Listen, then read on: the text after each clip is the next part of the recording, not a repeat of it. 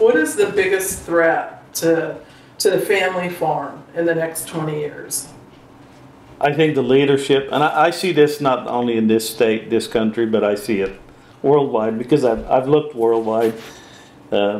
Is governments that are just uninformed and uncaring about what happens to people on the land. They keep making rules that are obstacles, that are unneeded, unnecessary.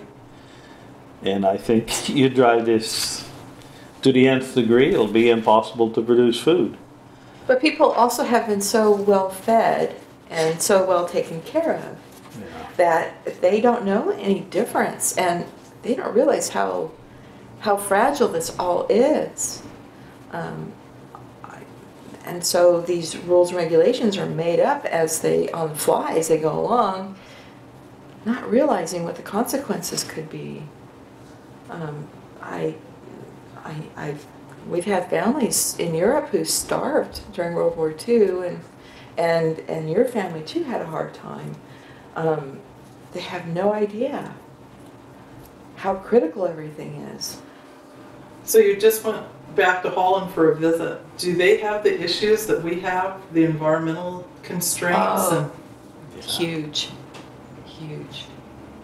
So is it hard to be a farmer in Holland as it is? It's almost impossible because at least here our government acknowledges us and helps us in many respects. Over there, you're just you're just a hindrance. You're just in the way, and they can't wait to pave over the farm and build houses on it, etc. Who needs farmers, And because a lot of them are into livestock, so their animals smell, the manure smells, it's a problem, etc., etc. So people don't think about what they put in their mouth. They just think, oh, this smells, it's unpleasant. Let's pave it over and put some more houses there, or a freeway or whatever. But that's the thing that makes farming unique, though, as a business.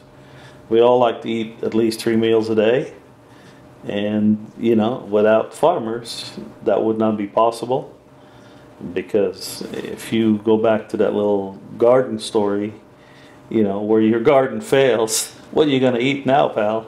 And you think about this society that we live in, none of it would be possible without us on the bottom of it to feed everybody and make it possible that they pursue their interests.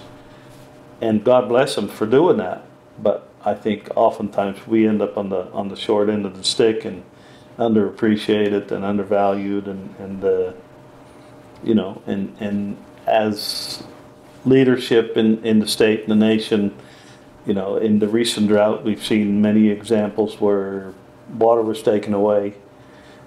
That was maybe a political decision, not the actual unavailability of water, but just it's not convenient to have this water to grow something. It's better we use it somewhere else. Those are unfortunate decisions that actually really show how people don't really, our leadership doesn't really think these decisions through very well, I think. And it's, and you carry that forward another generation or 2 or 3, and